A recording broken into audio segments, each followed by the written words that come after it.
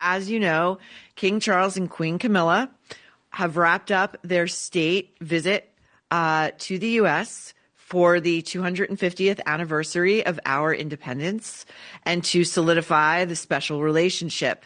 One special relationship that is just increasingly less so is clearly the one between the king and his wayward son, Harry.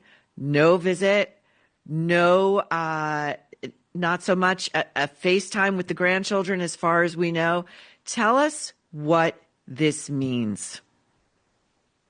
Well, I think it means that Harry's on the outs totally. First of all, we need to remember that California is 3,000 miles away from Washington and New York. So they weren't exactly in the same corner of the, so to speak. But there was no way that the king or President Trump would ever have sullied the visit with having any reaction or interchange with Harry or Meghan. I mean, let's remember, Meghan has been extremely abusive where Donald Trump is concerned from before he was president. And when he was in Britain after the birth of Archie, she could have easily and should have joined the rest of the family at Buckingham Palace and didn't. She was being very pointed because she is so politically aggressive. And it wasn't enough to snub him, but she had to let the world know that she was snubbing him. So of course he's not going to have her. And quite frankly, my understanding is the king and the queen wouldn't have wanted Harry or Meghan within 1,000 miles of them, because they would have stolen the attention. They would have it would have become the Meghan and Harry dog and pony show. Oh, I love that dog and pony show. I love that.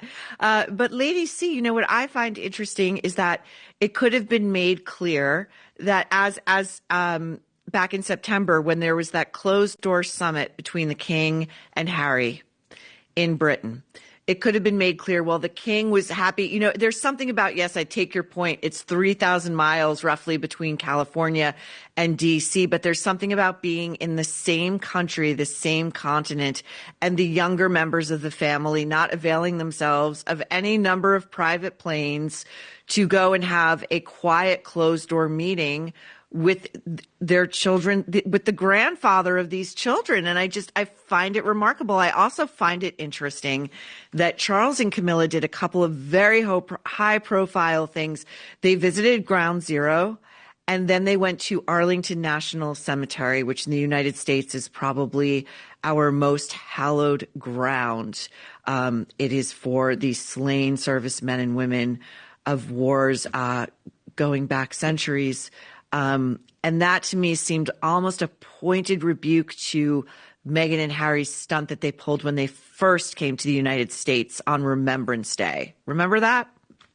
Oh, you mean when she paraded in her high heels and the black dress, walking on the graves of all? Yes. Yes. So disrespectful. And they called the paparazzi. It was Harry and Meghan's, show of remembrance, even though they had ejected themselves from the royal family. And wouldn't you know it, last week, Harry parachutes in, as it were, unannounced in Ukraine, calling for Vladimir Putin to end this war. I'm sure Vladimir Putin took that extremely seriously. And here he is. I would love your reaction to this. We're going to play just a little bit from ITV on April 24th. Harry being asked, is he still a working royal? Does he think that the phrase not a working royal is something that applies to him? Here we go. Harry, do you recognise that phrase, not a working royal? I mean, it strikes me, you're obviously from the royal family, you're here doing a trip, bringing attention to a really important cause that risks being forgotten. Do you recognise that description of you? No, I will always be part of the royal family, and I'm here working and doing the very thing that I was born to do, and I enjoy doing it. Lady C, I mean, if this is just not a complete attempt at telling the royals, no matter what the late Queen mandated when those two left, with a nice amount of money, by the way, uh, Harry's going to do it his way, half in, half out. And so is his wife. And if the British royal family doesn't like it, too bad. Oh, absolutely. I mean, he has in not only with Chris Ship in Ukraine, but he had his people announce in Australia that really they have ripped up the Sandringham Agreement to which they had never agreed. Well, the fact of the matter is, it wasn't a matter of them agreeing or not agreeing. These were the terms and conditions under which they left. And, Harry seems to have forgotten that he's dealing with a head of state and he's dealing with something that has legal power. And he and Meghan think they can just go and do whatever they want and that everybody's just going to have to accept it. I do think that there are things that the British Crown can do and should do, because at the moment, Harry is subject, as are all the other members of the royal family, to the Lord Chamberlain's guidance and the Lord Chamberlain's regulations governing the conduct of royals. And that includes no commercialization of their activities, save with the specific consent on each occasion. So anything they want to do commercially has to be approved upfront and ticked off. They don't do that. They are completely ignoring the Lord Chamberlain's guidelines. But because they are merely guidelines, because the royal family has never had a problem like this before, where you have a really very disordered and disorderly couple just doing exactly as they please. Because even the Windsors, never ever just threw the rules back in everybody's face. And these are not laws, these are rules and guidelines. They really need to be beefed up, and they can be beefed up. And I would imagine if it doesn't happen in this reign, it's going to happen in the next reign, where they will be beefed up and have force of law, where, for instance, instead of the Lord Chamberlain's guidelines saying you can't do commercial activity save with the consent, but there are no consequences. The consequences could be that if you defy the ruling, that you will be prevented from using your title. Not that your title will be taken away from you, that you will be prevented. There are all sorts of ways around this, which have so far not been explored, and so far the rules haven't been actually put into place in such a way that they have lawful consequences. But they can have consequences. And I think something like this is going to have to be done down the line, because Meghan and Harry are both uncontrollable. He used to be controllable. It was difficult to control, but he could be controlled. She has always been uncontrollable. One of the reasons why I wrote my book initially was that I was approached by people who were very concerned at her uncontrollability while they were both still in the royal family. And my book was initially conceived to be a shot across the bows. And my book was due to be handed in on Valentine's Day, and they leapt about 3 weeks before they did Brexit. And so my book actually then had to be rewritten in bit. But the point is, this has always been a problem because Meghan has been uncontrollable from the word go. She doesn't care what anybody says. She does what she pleases.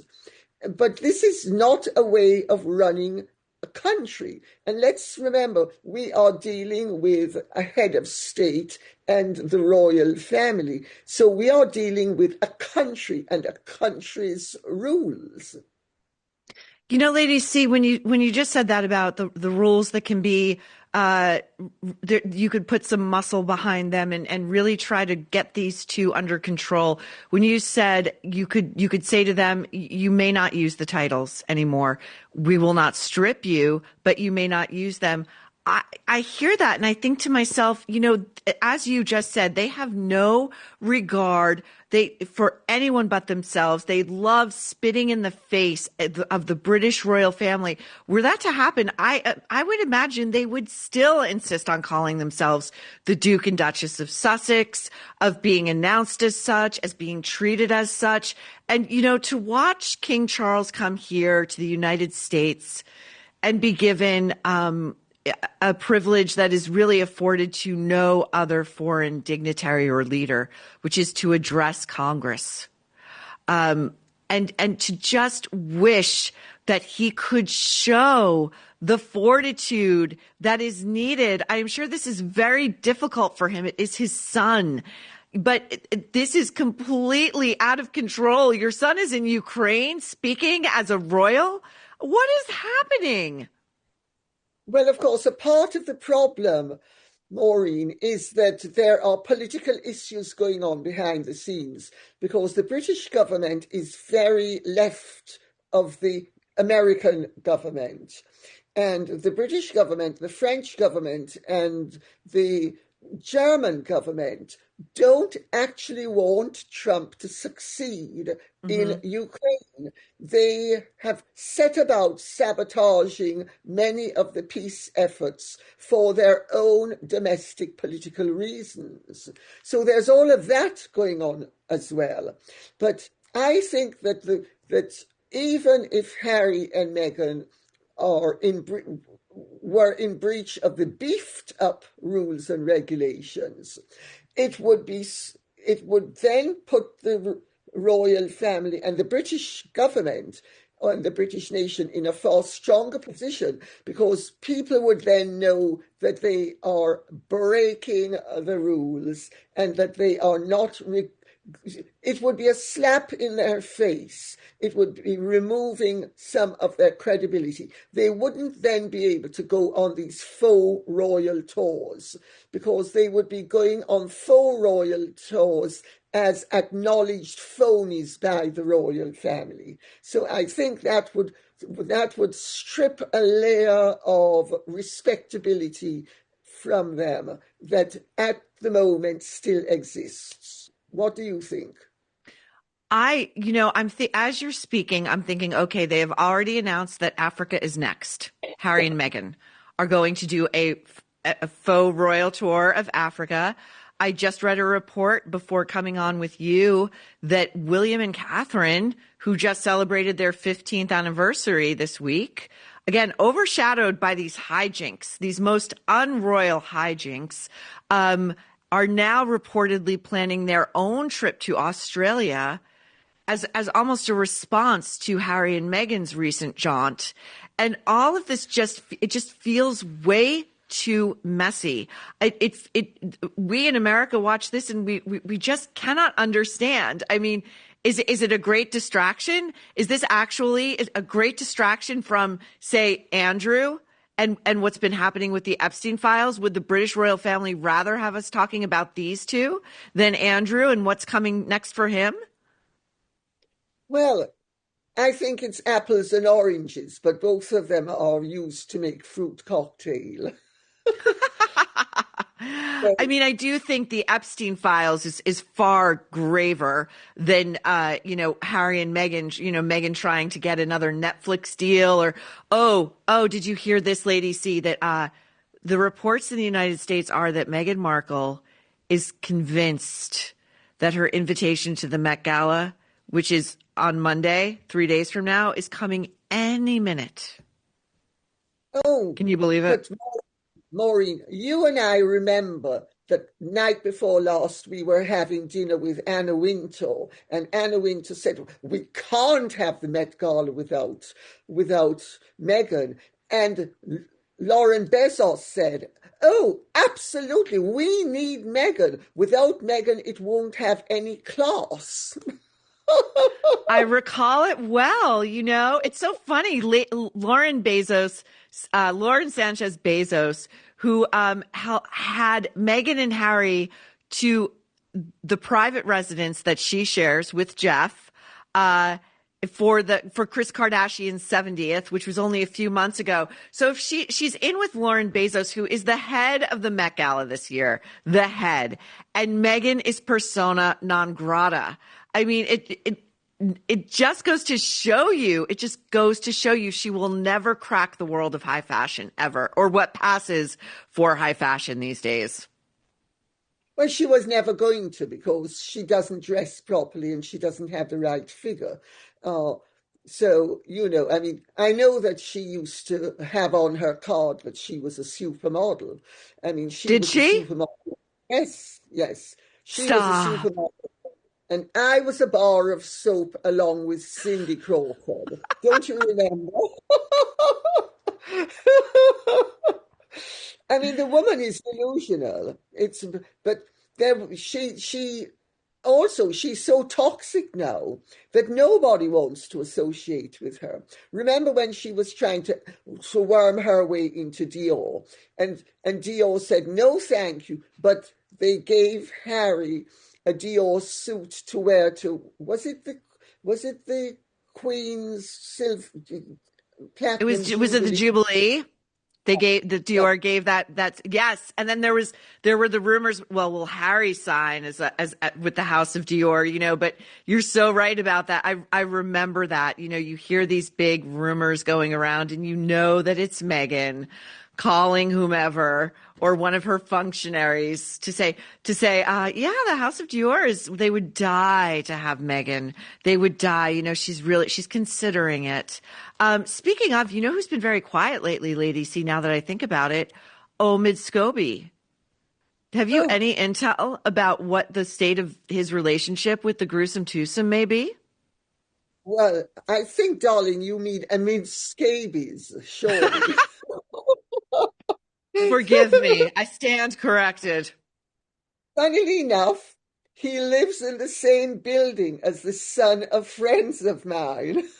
No kidding.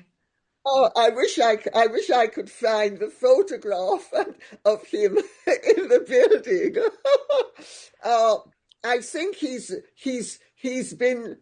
been markled the way Jessica Mulroney has been markled. He's of no further use. And everything he's tried recently, poor darling, has failed.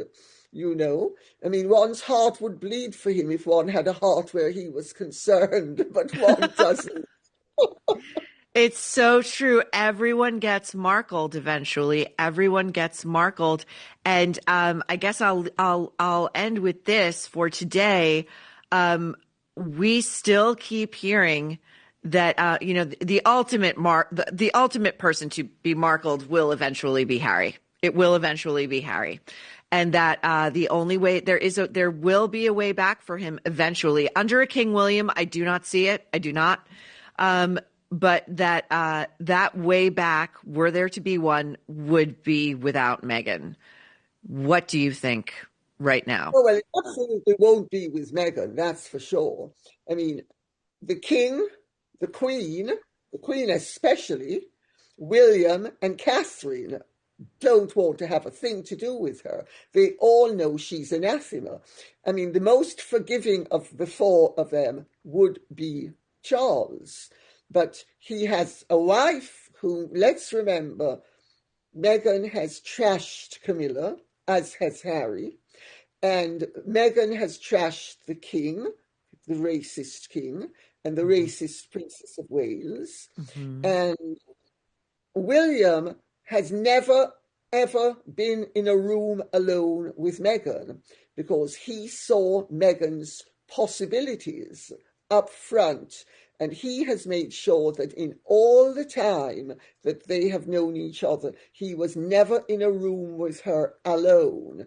So prevent the possibility of Meghan taking out her embroidery set and coming up with some fancy fandangle. And there's no way, nobody wants to have anything to do with her because they know she's toxic. And also, what people don't realize is that the royal family is a lot more sophisticated in psychological terms than people think they are. I mean, most people here all over the world think that the British are generally not as into psychology as the Americans.